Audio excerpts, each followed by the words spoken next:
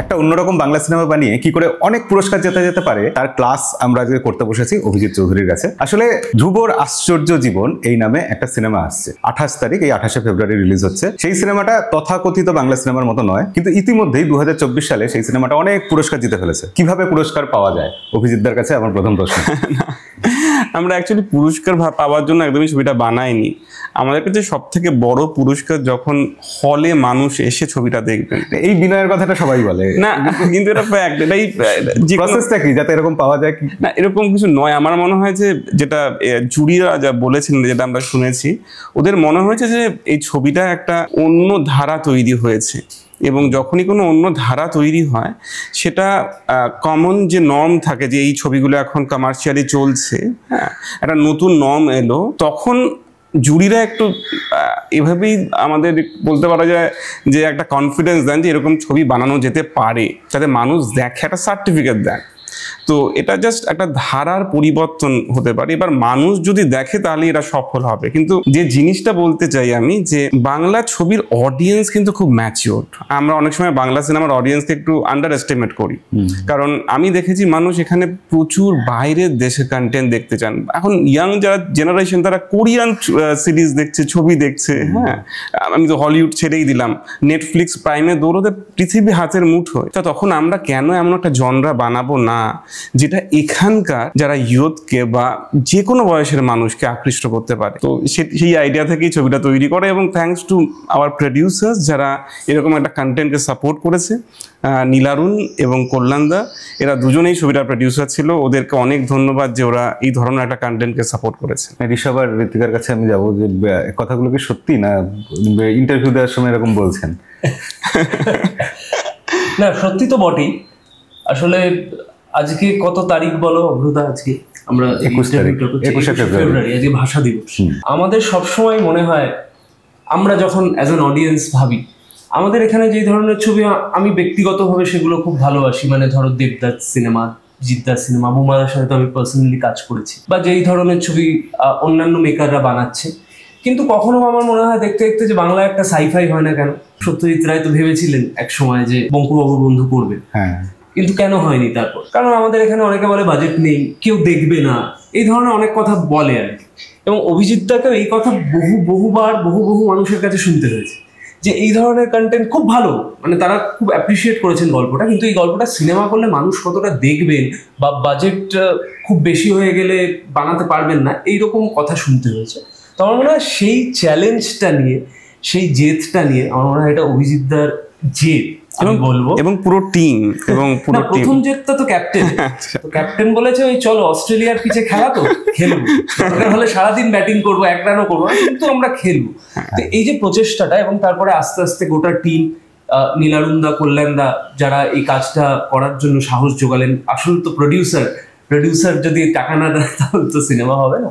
তারপরে আমরা অভিনেতারা জুটলাম, caste and crew জুটলো, এবং সবাই মিলে সেই অ্যাটিটিউডটা যে আমরা এরকম একটা সিনেমা বানাবো, চেষ্টা করবো, at least heart and soul try করবো, সেই চেষ্টা থেকে কিন্তু ছবিটা বানানো। এবং আমার কোথাও গিয়ে মনে হয় ডাউন দ্য লাইন এই চেষ্টার মধ্যে প্রচন্ড অনেস্টি ছিল, প্রচন্ড সৎ প্রচেষ্টা ছিল, তাই জন্য এই যে অ্যাওয়ার্ডসগুলোর কথা বলছো সেগুলো পেয়েছে। এবং সেই বিশ্বাস থেকে আমি বলতে পারি যে মানুষ যারা 28শে ফেব্রুয়ারি আমাদের ছবিটা হলে রিলিজ করছে, তারপরে দেখতে যাবে, তারাও কিন্তু এই অনেস্ট প্রচেষ্টাটা দেখবেন, এবং তারা প্রমাণ করবেন যে বাঙালি দর্শক কোনো একটা প্রোটোটাইপ সিনেমা দেখে না। বাঙালি দর্শক ভালো গল্প হলে, ভালো অভিনয় হলে, ভালো মেকিং হলে যে কোনো ভালো সিনেমা দেখে, সে বাংলায় হোক অন্য ভাষায়। একদম। ঋতিকা, বাংলায় কল্পবিজ্ঞানের গল্প প্রচুর আছে, কোনোদিন পড়েছো? কোনোটা পড়ে মনে হয়েছে যে এটা সিনেমা হতে পারে? আমি খুব একটা সায়েন্স ফিকশন নিজে পড়ি না, মানে আমি তো একটু ড্রামাটিক ফিকশন, রাদার যেটাকে আমরা বলি এখন হিউম্যান ড্রামা, হ্যাঁ, রাদার আমার ওটা পড়তে বেটার লাগে, তো আমি ওটা বেশি পড়ি। কিন্তু ইচ্ছা তো থাকে, যখন আমরা অভিনয় করি, অভিনেতা অভিনেত্রী হিসেবে আমাদের তো ইচ্ছা থাকে আমরা সব জরে কাজ করবো। তো অভিজিৎ দা আমাদের একটা অপরচুনিটি করে দিয়েছে একটা ছবিতে অনেক জরে কাজ করার জন্য, যেটা was like very attractive as an opportunity. Abhijit দা, আপনি যে এরকম একটা সায়েন্স ফিকশন বানালেন, আপনি সায়েন্স ফিকশন দেখতে খুব ভালোবাসেন কি, তার জন্য বানালেন? না, সায়েন্স ফিকশনের মানে ইন্সপিরেশনটা কোথা থেকে আসলো যে একটা সায়েন্স ফিকশন বানাবো, অন্যরকম সিনেমা বানাবো? না, এটা খুব ছোট থেকে একটা জিনিস যে থাকে, যে আমার বাবা মা খুব ঈশ্বর ভক্ত মানুষ ছিল।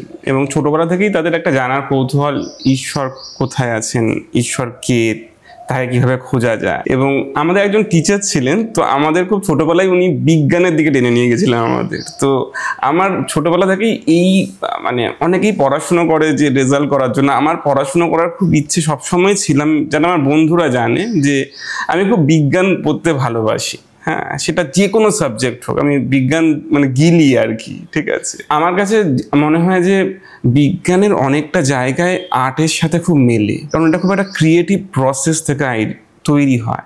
কারণ বিজ্ঞানের একটা অংশ তোমাকে যেটা বলা হয় হাইপোথেসিস, আগে আইডিয়াটা ভাবতে হয়, ওটা যখন প্রুফ হয় বা এক্সপেরিমেন্ট দিয়ে তখন ওটা থিওরিতে তৈরি হয়। তো এমনি একটা খুব ইন্টারেস্টিং হাইপোথেসিস আছে আমাদের কোয়ান্টাম মেকানিক্সের ওয়ার্ল্ডে, যেটাকে বলে যে মাল্টিপল স্টেট, এবং সেখান থেকেই বেসিক্যালি মানে একটা ইলেকট্রন একই সময় অনেক মাল্টিপল জায়গায় থাকতে পারে। এটাই বেসিক একটা জায়গা যেখান থেকে এই মাল্টিভার্সের আইডিয়াটা প্রথম আসে, যে এই ব্যাখ্যা নর্মাল ক্লাসিক্যাল ফিজিক্সে তৈরি হয় না, সেই জন্য এই ব্যাখ্যাটা একমাত্র কোয়ান্টাম ফিজিক্সে হয়। এবং প্রবাবল ব্যাখ্যা, যেটা হাইপোথেসিস এখনো, যে একসাথে অনেকগুলো ওয়ার্ল্ড এক্সিস্ট করতে পারে, এবং সেটা মানুষের জীবনের সাথে এখানেই ড্রামাটা আসে, যে আমাদের মানুষের জীবনের প্রতিটা মুহূর্তে একটা ডিসিশন নিতে হয়, এবং কিছু ক্ষেত্রে ডিসিশনগুলো খুব ক্রিটিক্যাল হয়। যেমন একটা সময় আপনি নিশ্চয়ই ডিসিশন নিয়েছিলেন যে আপনি ইউটিউবার হবেন। হ্যাঁ, কোথাও আমি একটা সময় চাকরি করতাম বিদেশে। হ্যাঁ, আমি একবার ঠিক করলাম না বাংলা সিনেমা করবো। হ্যাঁ, এবং আমি চাকরি ছেড়ে অস্ট্রেলিয়া থেকে পাত্তারি গুটিয়ে কলকাতায় চলে এলাম, কোনো জব ছাড়া, কাউকে চিনি না, কিচ্ছু জানি না। কিন্তু এই যে একটা ডিসিশন দুটো জীবন আলাদা করে দেয়, আমার এটাই ইনভেস্টিগেশনের বিষয়, যে এই দুটো জীবনকে যদি প্যারালালি আমি দেখাই, আমি কি দেখবো? একটা কি অন্যটা থেকে ভালো, না একটা অন্য থেকে খারাপ, না দুটোই একটা অবভিয়াস পরিণতির দিকে যাচ্ছে। এই জিনিসগুলো আমরা কিছু কোয়েশ্চেন্স, আমার মনে হয় সব উত্তরগুলো না, কখনো উত্তরটা ইম্পর্টেন্ট না, কোয়েশ্চেনটা ইম্পর্টেন্ট। যেমন একটা খুব ছোট্ট এক্সাম্পল দিচ্ছি, আপেল গাছ থেকে পড়ে, নিউটন আবিষ্কার করেছিলেন সেটা থেকে মধ্যাকর্ষণ সূত্র, ঠিক আছে। আইনস্টাইন বললেন যে না, মধ্যাকর্ষণটা যেভাবে আপনি ভাবছেন ওভাবে মধ্যাকর্ষণ হয় না, সেজন্য উনি জেনারেল গ্র্যাভিটি তৈরি করলেন। হ্যাঁ, যে থিওরি, যেটা প্রুফ করে কিভাবে গ্র্যাভিটিটা ওয়ার্ক করে। কোয়েশ্চেনটা চিরকাল এক, যে উপর থেকে পরে কি করে। প্রথমে গ্যালিলিও, তারপর নিউটন, তারপর আইনস্টাইন, বিভিন্ন লোক পরপর ব্যাখ্যা দিয়েছে, আমরা এখনো পুরো উত্তর জানি না, কিন্তু তারপরে একটা কোয়েশ্চেন থাকে যে এটা কি করে হয়। তো এই যে কোয়েশ্চেনটা, যে একটা মানুষের জীবন, একটা মানুষ কি একটা জীবন বাঁচে, না একসাথে অনেকগুলো জীবন নিয়ে বাঁচে, এটাই অনেকে বলে দেজাভু যখন হয়, যে অনেক সময় মনে হয় না কোথাও একটা জায়গায় গিয়ে এই জায়গাটা আমি গেছি, বা এই এক্সপিরিয়েন্সটা আমার আগে কোথাও হয়েছে। লোকে বলে এটা মাল্টিভার্সের ইনফ্লুয়েন্স, কেউ কেউ বলে এটা জাস্ট এগেন অ্যান হাইপোথেসিস।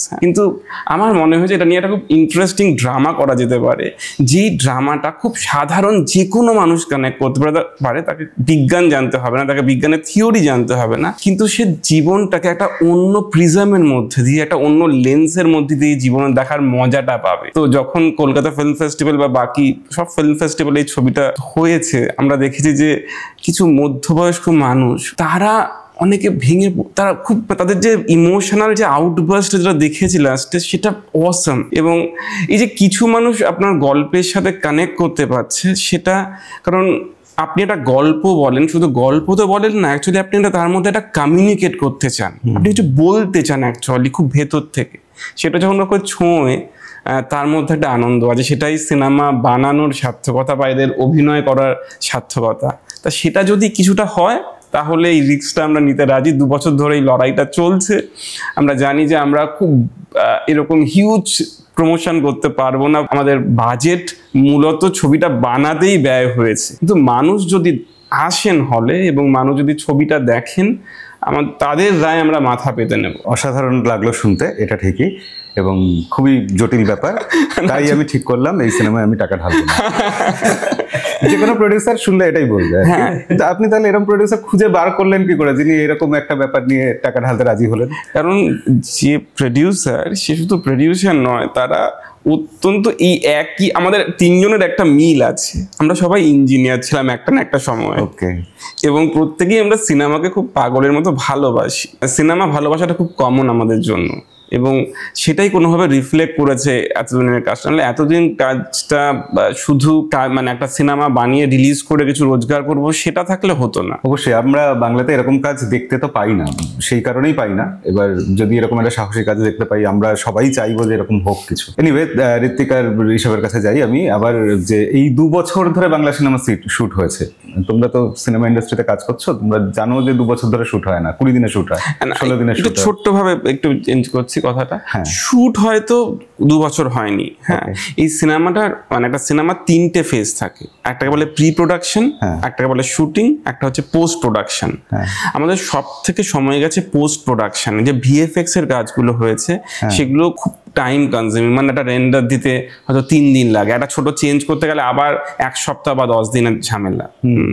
তো এই পুরো আমাদের পোস্ট প্রোডাকশনটা প্রায় 10 মাস লেগেছে। প্রাইমারি আমাদের শুটিং যেটা হয়েছে সেটা একটা 14 দিনের শুটিং হয়েছে, তারপর কিছু প্যাচ শুটিং হয়েছে, এবং যেখানে হয়তো একটা আউটডোরের দৃশ্য যেখানে ওরা কথা মানে ভেতরে কথা বলেছে, আগে প্রথমে ক্লোজ আপটা নিয়েছি, কিন্তু লং শটটা হয়তো 1 মাস পরে নিচ্ছি, তখন ও হয়তো যেতেও হচ্ছে না, ওরা একটা ডামি দাঁড়িয়ে আছে সেখানে। প্রাইমারি শুটিংটা আমাদের 14 দিন হয়েছে, তারপর আমাদের প্যাচ শুটিং হয়েছে, তারপরে দীর্ঘদিন আমাদের এই পোস্ট প্রোডাকশনের কাজটা হয়েছে, যেহেতু ভিএফএক্স এর একটা বড় পার্ট ছিল এর মধ্যে। হ্যাঁ, ট্রেলার আমরা যেটা দেখাচ্ছি সেখানে ভিএফএক্স দেখলাম, বেশ ভালো লাগলো। বাংলা সিনেমা এরকম ভিএফএক্স মানে খুবই অ্যামেজারিশ সবকিছু থাকে, সেখানে অনেক ভালো লেগেছে আমাদের।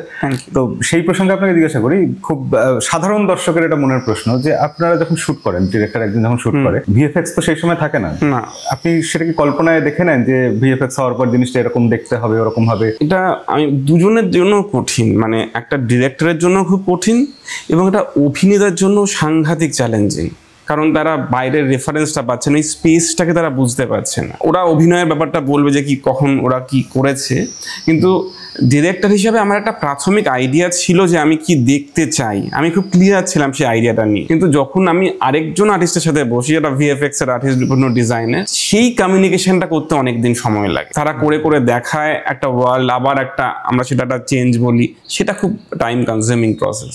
কিন্তু হ্যাঁ, অবভিয়াসলি একটা কিছু মাথায় রেখেই তো যেতে হয়। তোমাদের ক্ষেত্রে কি সমস্যা হতো যে ওখানে আগুন নেই আমি জানি, তাও আমি আগুন ভেবে অ্যাক্ট করছি?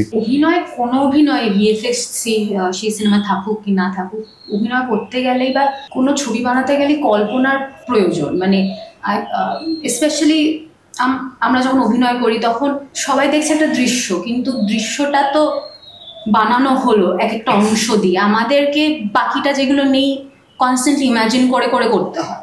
তুমি একটা ঋষভের সঙ্গে দৃশ্য করলে হয়তো ঋষভ একটা পর্যায়ে রয়েছে, আরেকটা পর্যায়ে ঋষভকে রাখার কোনো জায়গা নেই, তো আমার তো একটা দেয়ালের দিকে তাকিয়ে কথাটা বলতে হবে। তো এবার যদি আমার কল্পনা শক্তি না থাকে তাহলে সেটা কোনোভাবেই করা যাবে না। এবার তো সেটা ভিএফএক্স এর জায়গাতেও অ্যাপ্লাই হয়। আমরা যেখানে আমাদের একটা অ্যাকচুয়ালি একটা ভেরি অ্যাকশন প্যাকড সিকোয়েন্স আছে আমার ঋষভে, সেখানে কিচ্ছু ছিল না, জায়গাটা ফাঁকা ধুধু, মানে অবভিয়াসলি আমাদের crew and lights and cameras, তো তার মাঝে আমাদের ভেবে নিতে হয় যে এটা হচ্ছে। ওইটা অ্যাক্টার্সদের মধ্যেও একটা সিঙ্কের ব্যাপার, সিনক্রনিসিটির ব্যাপার, যে একসঙ্গে ভাবতে হবে, একা ভাবলে হবে না, সে পরে ভাবলো তাহলেও আবার সিনটা হবে না, তখন অভিজিৎ দায় বলবে। মানে আমি বলি, আমি অ্যাকচুয়ালি বিদেশে পড়াতে গেছিলাম কিছু সময়ের জন্য, তো এখন ওরা কি করছে, এখন অনেক ডিরেক্টর বা অ্যাক্টর নিয়ে একটু ভয়ে থাকে যে কিভাবে এই কনভিন্সিং ব্যাপারটা হবে। যেমন ক্রিস্টোফার নোলান, উনি সবসময় রিয়েল সেট ইউজ করেন গ্রিন স্ক্রিনের বদলে, উনি রিয়েল সেট করার পক্ষপাতী, কিন্তু সেটা খুব বাজেট সাপেক্ষ এবং উনিই করতে পারবেন একমাত্র পৃথিবীতে হয়তো।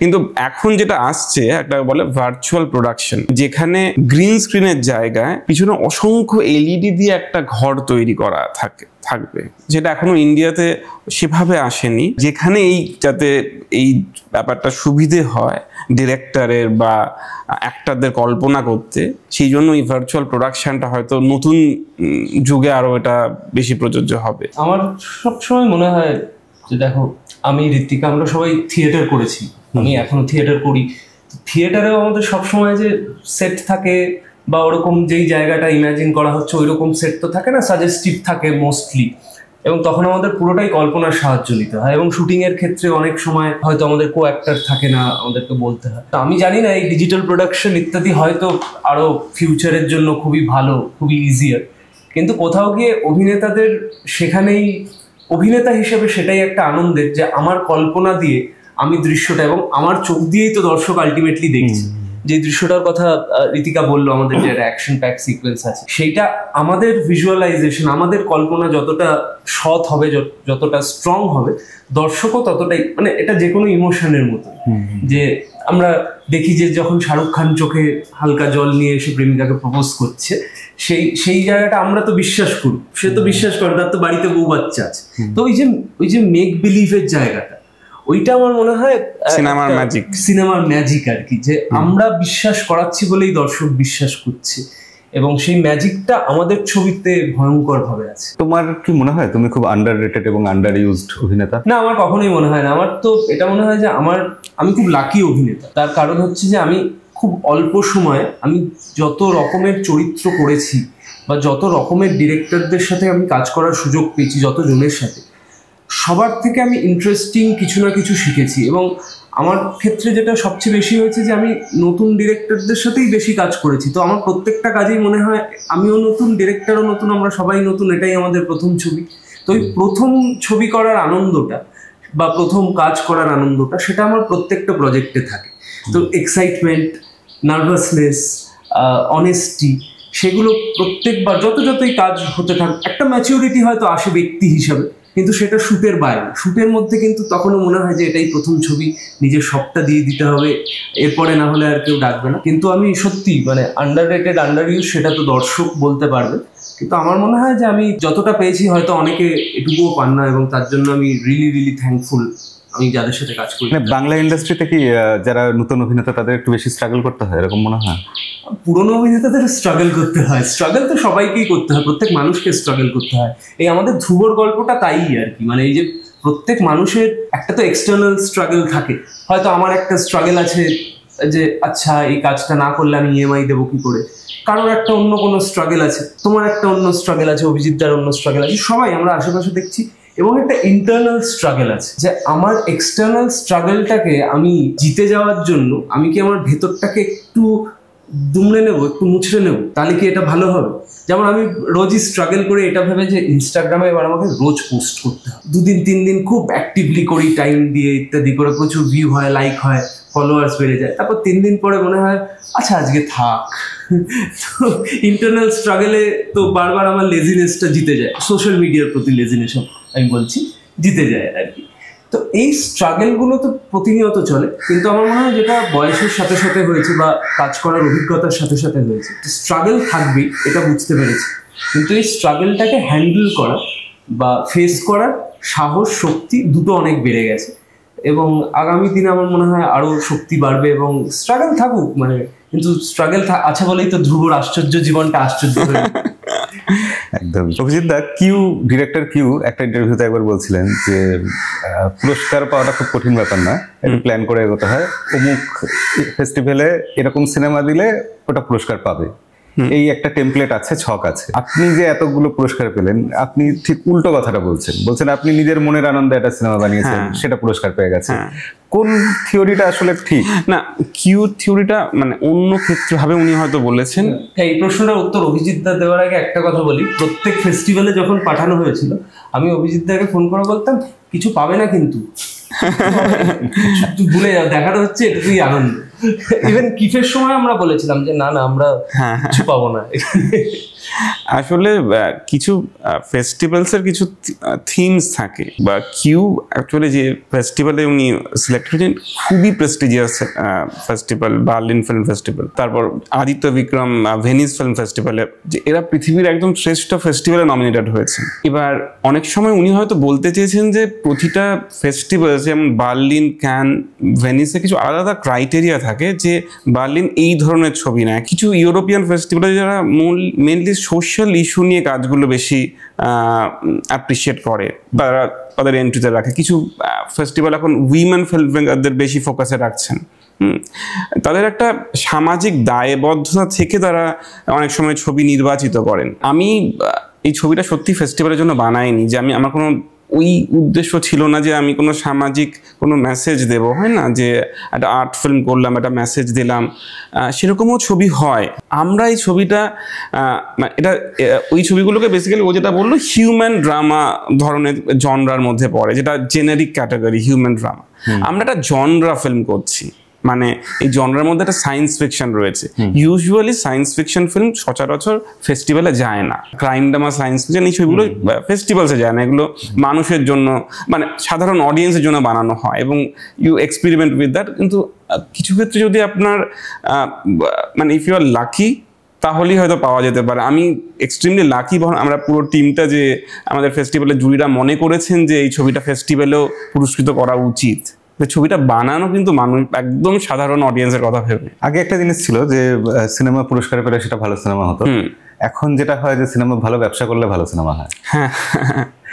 হ্যাঁ, তো এই ব্যাপারটাকে কিভাবে দেখেন আপনি? দেখুন, একটা তো ব্যাপার রয়েছে, আমরা যখন ছোট ছিলাম তখন টাকার ইম্পর্টেন্স অতটা ছিল না, আমাদের পুজোয় একটা জামা হলেই হয়ে যেত, হ্যাঁ, পুজো এবং পয়লা বৈশাখে। এখন প্রতি মাসে জামা লাগবে আর কি, প্রতি মাসে মোবাইলে এটা লাগবে, আমাদের তো রিকোয়ারমেন্ট প্রচুর বেড়ে গেছে না, টাকাটা খুব ইম্পর্টেন্ট হয়ে উঠেছে। প্রতিটা মানুষ ছোট থেকে জানে সব থেকে ইম্পর্টেন্ট বিষয় হচ্ছে টাকা। এবং আমাদের এখন ভাবলে খুব অবাক লাগে যে আমাদের বাবা মা চিরকাল শিখিয়েছে যে টাকাটা ইম্পর্টেন্ট না, চরিত্রটা মেন, চরিত্র গঠন ভালো হতে হবে। আমি যতই ভালো রেজাল্ট করে আসি, মা বলতো না, রেজাল্ট ভালো হয় তুমি কি মানুষের জন্য কিছু করবে? মায়ের পরীক্ষা অনেক কঠিন। তো আমাদের এখন মনে হয় যে এখন এই প্রজন্মের কিছু কিছু করার নেই, আমাদের যেহেতু একটা অদ্ভুত জগতে ঢুকে গেছি মোবাইল বা ডিজিটাল ওয়ার্ল্ডে। আমি বলবো না কখনোই যে টাকার মানে উল্টো রাস্তায় হাঁটতে, তাহলে ডিপ্রেসড হয়ে যাবে লোকে। অবশ্যই রোজগারটা ফার্স্টে সিকিউর করা উচিত, আমরাও এটাও মেনটেন বিশ্বাস করি যে আমরা ইনভেস্টমেন্টটা সিনেমায় করেছি আমরা সেটা যেন রিটার্ন পেয়ে যাই, সেটা আমাদের মাথায় আছে। কিন্তু আমাদের কারোর মাথায় এটা নেই যে আমরা কয়েক কোটি রোজগার করব, মানে এটা খুব ওরকম আমরা ভাবিনি। আমরা ভাবছি এমন একটা ছবি যে ছবিটার অনেক দিন থাকবে। আসলে একটা জানেন তো, একটা ফিল্ম তখন ভালো হয় তখন বোঝা যায় না, একটা ফিল্ম ভালো বোঝা যায় 10 বছর পরে। আপনি ভাবুন তো 90s যে ছবিগুলো সুপারহিট ছিল সেগুলো এখন আপনি দেখবেন কিন্তু যে ছবিগুলো তখন খুব আন্ডার রেটেড ছিল, সত্যা আন্ডার রেটেড ছিল সেই সময়, হিট ছিল, মানে আমি বলতে যে সেই বাকিদের তুলনায় এখন মানে বারবার আপনি রিভিজিট করতে পারবেন।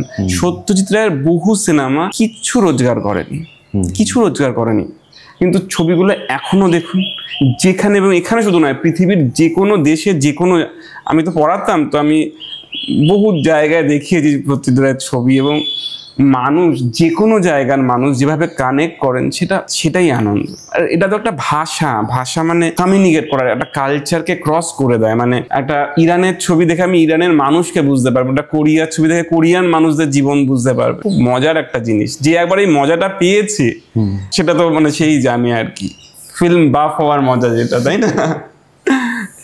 ছাবা, পুষ্পা, অ্যানিমাল এসব সিনেমা দেখেছো? ছাবা এখনো দেখা হয়নি, অ্যানিমাল আমি রিলে এবং বন্ধুদের মুখে এতটাই দেখে নিয়েছি এবং শুনে নিয়েছি যে দেখার প্রয়োজন বোধ করিনি। পুষ্পা আমি হলে গিয়ে দেখিনি, পরে ওটিটিতে আসার পর দেখেছি। আমি খুব রিলেট করি কমার্শিয়াল সিনেমার থেকে, কারণ আমার বেড়ে ওঠাটা পুরোটাই কমার্শিয়াল সিনেমা, তখন অল্টারনেটিভ সিনেমা আমার কাছে ছিল না, এক্সপোজার ছিল না। তো আমি খুব এনজয় করি, মানে আমি দেবদার বিশাল ফ্যান। তো সেটা আমি দেবদাকে অনেকবার বলেওছি যে আমি চ্যালেঞ্জ 3 বার হলের টিকিট কেটে দেখেছি। তো আমার খুবই ভালো লাগে, আমি খুব এনজয় করি ওই ধরনের সিনেমা, কারণ আমার মনে হয় ওটা কমন ম্যান যারা আমাদের দেশের সাধারণ মানুষ তাদের কাছে অনেক বেশি গ্রহণযোগ্য সিনেমা ওটা। এবং সেই ক্ষেত্রে আমি বলি যে ধ্রুবও কিন্তু ওই ধরনের একটা সিনেমা, মানে সাইফাই, ক্রাইম ড্রামা, ফেস্টিভ্যালের ছবি, এতগুলো কথা যখন জুড়ে যায় তখন অডিয়েন্স হয়তো সাধারণত ভাবে এটা কি দেখবো, বাবা একটু মাথার উপর দিয়ে বেরিয়ে যায়। এইটা কিন্তু ধ্রুবর আশ্চর্য জীবন নয়, এটা খুবই সিম্পল গল্প, খুবই এন্টারটেইনিং ছবি। এবং আমি বলছি রবীন্দ্র সদনে আমাদের যখন কলকাতা ফিল্ম ফেস্টিভ্যালে এই ছবিটা দেখানো হলো, তখন এরকম বহু সিন আছে যেখানে দর্শক হাততালি দিয়েছে, যেটাও আমাদের এক্সপেকটেশনের বাইরে। এক্স্যাক্টলি, আমি এটাই জানতে চাইছিলাম যে যারা এই সিনেমাটা এনজয় করছে, মানে ওই পুষ্পা এইসব সিনেমা এনজয় করছে, তারা ধ্রুবর আশ্চর্য জীবন কেন এনজয় করবে? এটাই আমার প্রশ্ন ছিল আসলে। কারণ পুষ্পাতে যেই গল্পটা বলে যে একটা সাধারণ একটা আন্ডারডগ জিতে যাচ্ছে, একটা সাধারণ মানুষ সে জিতে যাচ্ছে, সে এরকম বড় ক্রিমিনালদের সাথে, একটা দুষ্টু পুলিশের সাথে বা ইন্টারন্যাশনাল ক্রিমিনালদের সাথে পাঙ্গা নিচ্ছে এবং জিতে যাচ্ছে। কিন্তু সেই জেতাটার জন্য কখনো কখনো একটা অন্যায়ের পথ বা আইনের উল্টো দিকে বিপরীতে হাঁটছে। আমাদের ছবিটাও কিছুটা সেই ধরনের কথাই বলে, ওই যেটা বললাম যে আমাদের ইন্টারনাল স্ট্রাগল গুলোতে আমরা দ্বন্দ্বে ভুগি যে আমরা কি ক্রাইমের পথ নেব না নেব। সেই দ্বন্দ্বটা ধ্রুবর জীবনেও আছে, এবং সেইটা ধ্রুব কিভাবে চুজ করছে, সেটায় কখনো কখনো ধ্রুব আইনের এদিকে যাচ্ছে, কখনো ওদিকে যাচ্ছে, এই যে দোলাচলটা, তো এটা আমার মনে হয় পুষ্পাতে যতটা আছে ধ্রুবতে এক্স্যাক্টলি ততটা আছে। হ্যাঁ, হয়তো গল্প বলার ধরনটা অন্যরকম, কিন্তু এন্টারটেইনিং ফ্যাক্টরটা ওই হিরোর জার্নি, এবং সবটাই হিরোইনের জন্য করা। মানে আমি একদম সাধারণ মানুষের পার্সপেক্টিভ থেকে বলছি আর কি, কারণ যেখানেই যাচ্ছি সবাই এই প্রশ্নটা করছে, সাইফাই ফেস্টিভ্যালে এতগুলো পুরস্কার পেয়েছে, তাহলে কি সাধারণ মানুষ দেখবে? এবং এই সবটাই করছে তার প্রেমিকার জন্য। ইনফ্যাক্ট রবীন্দ্র সদনে এরকমও হয়েছে, এক ভদ্রমহিলা এসে আমাকে বলেছে, আমার মায়ের বয়সী একজন ভদ্রমহিলা এসে বললেন, তাই শোনো, তুমি কিন্তু একদম ঠিক করনি, মেয়েটা তোমাকে কতবার ফোন করছিল, তুমি একবারও ফোন তুমি করতে পারো। এই যে একজন সাধারণ মানুষ যে হয়তো ইউরোপিয়ান ছবি দেখেন না বা হলিউডের ছবি দেখেন না, কিন্তু বাংলা সিনেমা দেখেন, বাংলা সিরিয়াল দেখেন, তাকেও যে স্পর্শ করছে এবং তাকে এন্টারটেইন করছে, এটা আমার মনে হয় আমাদের ছবি, এটা একটা আশ্চর্য ফ্যাক্টর। দেখুন, এটা তো কনজাম্পশন, খাবারের মতো অনেকটা। মানে আমি ক্লাস 12 অব্দি কোনোদিন চাইনিজ খাইনি, বর্ধমানে বড় হয়েছি, যা হয় একটা বাঙালি বাড়িতে তাই খেয়েছি। যখন প্রথম চাইনিজ খেলাম দারুণ লাগলো, তারপর যা যা খাবার খেয়েছি, যে দেশে গেছি বা যেখানে যা খাবার খেয়েছি, খাবার কিন্তু ভালোই লাগে, আমরা পাই না খাবার খেতে টেস্ট। মানে পুষ্পা যদি একটা দারুণ বিরিয়ানি হয়, হ্যাঁ, আপনি একটা চিকেন রেজওয়ালা খাবেন না, বা একটা সুন্দর একটা কি বলবো, একটা আলু ভাত ঘি দিয়ে যে খাবার মজা, হ্যাঁ, সেটা খাবেন না। মানে কোনোটা খারাপ ভালো নয়, খাবারের মতোই সিনেমা বিষয়টাও, তাই না? মানে যেমন বই ও গল্প, যেমন একটা বলি যে আমাদের এখানে খাবার বলতে লোকে এখন বলছে যে ডাল ভাত নেসেসারি, বিরিয়ানি লাক্সারি, তার আশেপাশে চাইনিজ, লেবানিজ, এখন কোরিয়ান, এগুলো হচ্ছে প্লেজার, এগুলো হচ্ছে, হ্যাঁ, মানে মানুষকে অপশন দিলে মানুষ হয়তো অপশনটাকে আরো ক্ষতি দেখবে। এবং আমার ধারণা এখন প্রচুর যারা ইয়াং জেনারেশনের ছেলেমেয়েরা হাতে মোবাইল পেয়ে প্রচুর ছবি তৈরি করছে, ইউটিউবে দিচ্ছে, নানা প্ল্যাটফর্মে দিচ্ছে, তারাও একটা, আমার মনে হয় যে একটা এনার্জি পাবে যে হ্যাঁ, আমরা আরো এরকম কিছু করি। কারণ আমার মনে হয় সবসময় নতুন রাস্তা খোঁজা উচিত, যে কোনো মানুষের, যে কোনো জাতির, যে কোনো কমিউনিটির নতুন রাস্তা খোঁজা উচিত, যে আর কিভাবে করা যায়। ঠিক, এই এক্সপেরিমেন্টটা বাংলায় খুব কমই হয়। তোমার কাছে আসি, যে তুমি তো বললে এই ধরনের সায়েন্স ফিকশন খুব একটা পড়োনি বা এটাতে ইন্টারেস্টেড নয়। না, সায়েন্স ফিকশন ছবি দেখেছি, বাট পড়া খুব একটা হয়ে ওঠে। হ্যাঁ, হয়নি, তোমার ইন্টারেস্টের জায়গাটা অন্য। তা এই সিনেমাটা করতে গিয়ে খুব বোরিং লাগেনি যে এইসব কি হচ্ছে? সিনেমার শুটিং কখনো বোরিং হতে পারে না। সিনেমাটা যদি আলটিমেটলি মানে 10 জন দেখে, 10 জনের বোরিং লাগে দেখতে, সেটা একরকম, কিন্তু যারা করে তাদের কখনোই বোরিং লাগে না। কিন্তু সায়েন্স ফিকশন নিয়ে আমরা অনেক বলছি, হ্যাঁ, অবভিয়াসলি সেটা এই ছবির একটা অংশ, এই ছবির আরো অংশ আছে। ধ্রুব জীবনে আমরা চ্যাপ্টার্সে দেখি, তো একটি অংশ হয়তো সায়েন্স ফিকশন রিলেটেড, কিন্তু বাকিগুলো কিন্তু মানে পুরোটাই actually driven by human emotions. Exactly. তো মানে ও যদি হিরোর জার্নির কথা নিয়ে, ধ্রুবর হিরোর জার্নি হচ্ছে, তো হিরোর জার্নি আমরা খুব গল্পে, ছবির সময় হিরোর জার্নি শুনি, and it's a theory actually.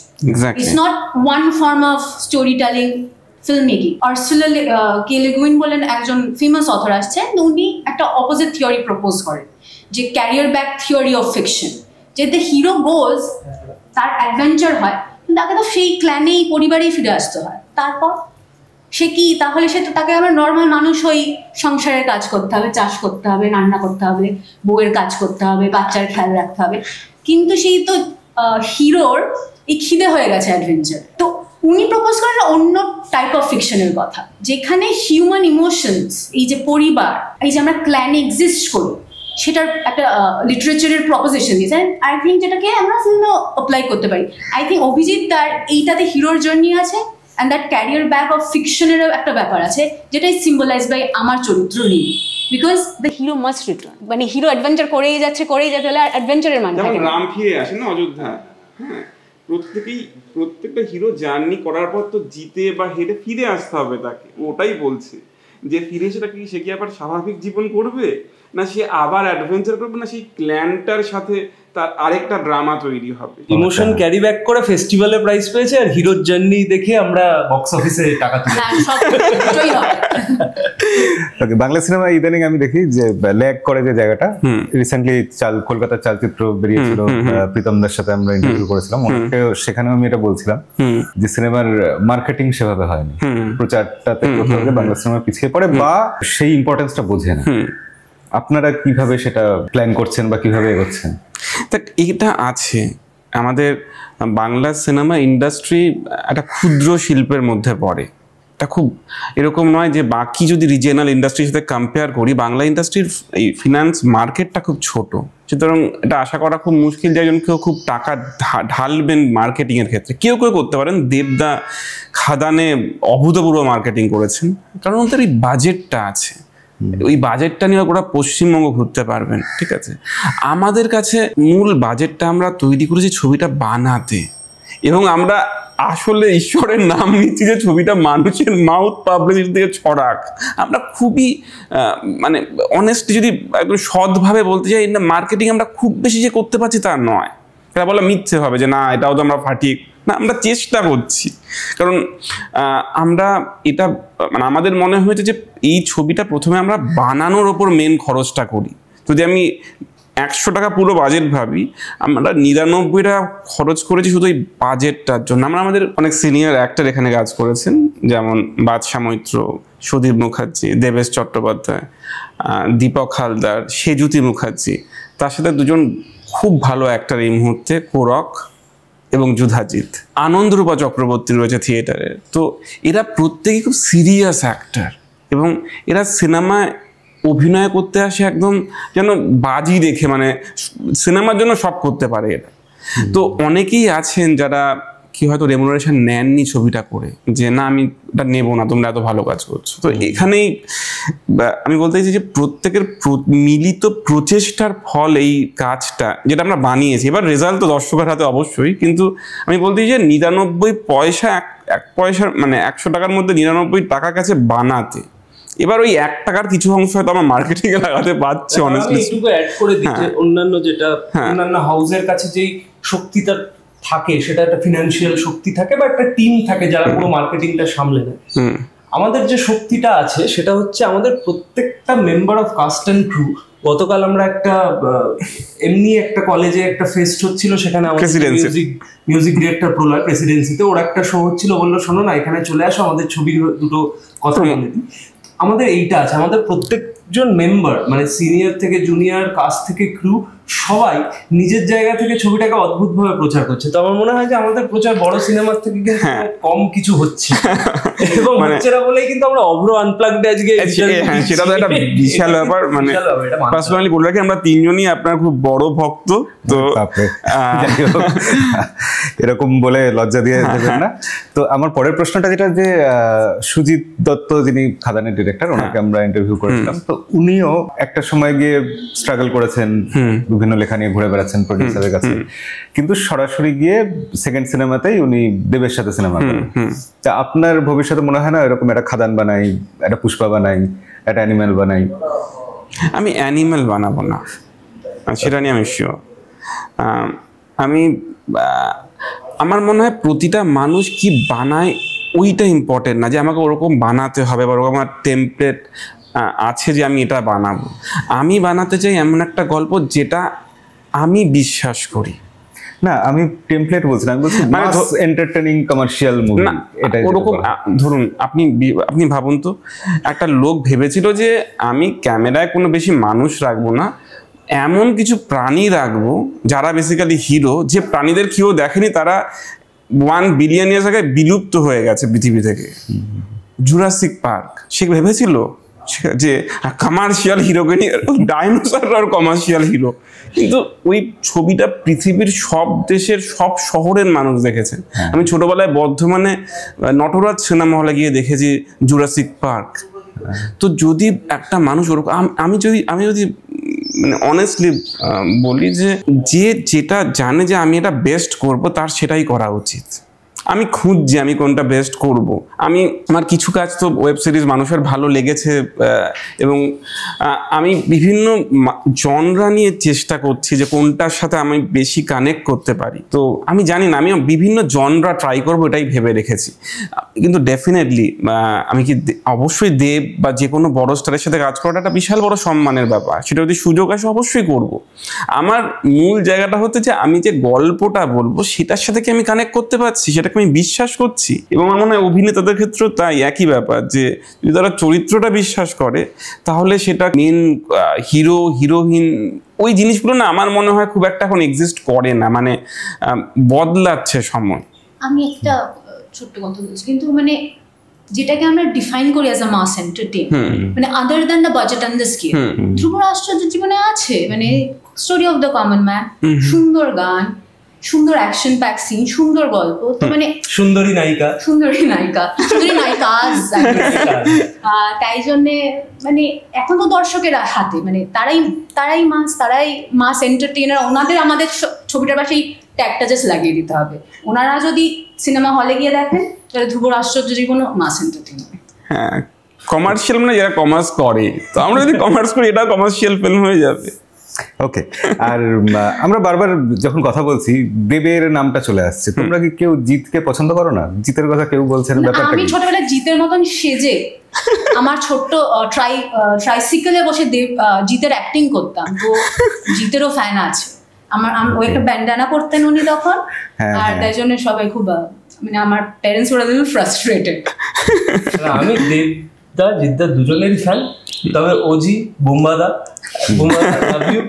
বুম্বাদার সাথে যেহেতু আমার কাজ করারও অভিজ্ঞতা রয়েছে, আমার মনে হয় এখনো যদি মানে বুম্বাদা ইজ দ্য বিগেস্ট স্টার ওদের মধ্যে সবার মধ্যে। কিন্তু হ্যাঁ, সবাই ব্যক্তিগতভাবে আমার মনে হয় স্টার তো শুধু তারা কটা হিট সিনেমা করেছেন সেটা দিয়ে জাজ করা যায় না, তারা মানুষ হিসেবে কেমন সেটার একটা বিশাল জায়গা স্টার হওয়া। এবং আমি বুম্বাদা, জিদ্দা, দেবদা তিনজনের সাথে বহুবার ইন্টারাকশন হয়েছে। তিনজনেই খুব ভালো মানুষ, এবং এই তিনজনের মধ্যে একটা খুব বড় বিষয় আছে যেটা আমি জানি না বলিউডে খুব একটা নেই। এরা তিনজনে কিন্তু নতুনদের ছবি ভীষণভাবে প্রমোট করেন, সেই ছবি নিয়ে কথা বলেন, এবং এমনি মানুষদের, নিজের আশপাশের মানুষদের বলে আচ্ছা ওই ছবিটা দেখিস, বা ও কিন্তু ভালো অ্যাক্টিং করছে, ওকে দেখিস। আমরা তো তিনজনকেই ফোন করছি, আমরা তো বুম্বাদাকেও চাই প্রিমিয়ারে, দেবদাকেও চাই, জিতদাকেও চাই, মানে ত্রিমূর্তিকে আর কি। অবশ্যই তাদের ছাড়া বাংলা ফিল্ম ইন্ডাস্ট্রি কমপ্লিট হয় না, এটা ঠিক। আর আমরা ইন্টারভিউ আর বেশি লম্বা করবো না, এবার শেষের দিকে আসি। আপনি বললেন যে ভিএফএক্স প্রচুর আছে সিনেমাটা, ভিএফএক্স মানেই বাজেট প্রচুর বেড়ে যাচ্ছে, তো ভিএফএক্স এর দিকে অত যাওয়ার দরকার কি? আপনি তো জেমস ক্যামেরনের কথা এমনি উদাহরণ হিসেবে বললেন। না, আমি বললাম যে যারা বড় ডিরেক্টর তারা অ্যাফোর্ড করতে পারেন অনেক সময় সেট তৈরি করে পুরো জিনিসটাকে তৈরি করতে, যাতে অ্যাক্টরদের বাকি টেকনিশিয়ানদের সুবিধে হয় সিনটাকে কল্পনা করতে। ভিএফএক্স একটা হওয়া মানে পুরো সবাই ওয়েট, যে সাউন্ড ডিজাইন করছে, যে মিউজিক করছে, সেও ওয়েট করে থাকবে গ্রিন স্ক্রিনটা রিমুভ হবে, হয়ে অন্য কিছু হবে, মানে লজিস্টিক্যাল প্রসেসটা অনেক বড় হয়ে যায়। মানে জানেন ওখানে একটা পাখি থাকতে পারে কি থাকবে না। হ্যাঁ, তো এই একটা ঝামেলা আছে ভিএফএক্স করা, যদি আপনি সত্যি সেটাকে অনেস্টলি অ্যাপ্রোচ করেন একটা ভিএফএক্স এর দিকে। তো এটা একটা প্রচেষ্টা, এটা দেখা, কারণ জীবনে নতুন কিছু করতে হবে, আমার এটা বিশ্বাস করি। তো নতুনের জয় হোক, ধ্রুবর আশ্চর্য জীবনেরও জয় হোক। ধ্রুবর আশ্চর্য জীবন আপনারা অবশ্যই দেখতে যাবেন, 28শে ফেব্রুয়ারি রিলিজ হচ্ছে, এবং কেমন লাগলো সেটা দেখে, সিনেমাটা দেখে এসে আমাদের এই ভিডিওর নিচে কমেন্ট করে জানাবেন অবশ্যই। আপনারা কি বলবেন বলুন দর্শকদের একটু। সবের তো একটা শেষ থাকে ছোট্ট, সেই শেষটা আমাদের হিরোইন করবেন ঋত্বিকা। আমাদের ছবি আমার মনে হয়, আর আমাদের তিনজনেরই মনে হয় হলে গিয়ে দেখা উচিত, সিনেম্যাটিক এক্সপিরিয়েন্স। তো 28শে ফেব্রুয়ারি আমাদের ছবি আসছে সব হলে, সিনেমাতে, ধ্রুবর আশ্চর্য জীবন। তো আজকের ভিডিও এই অবধি, দেখা হবে পরের ভিডিওতে। ততদিন অবধি সবাই ভালো থাকবেন, সিনেমা দেখবেন।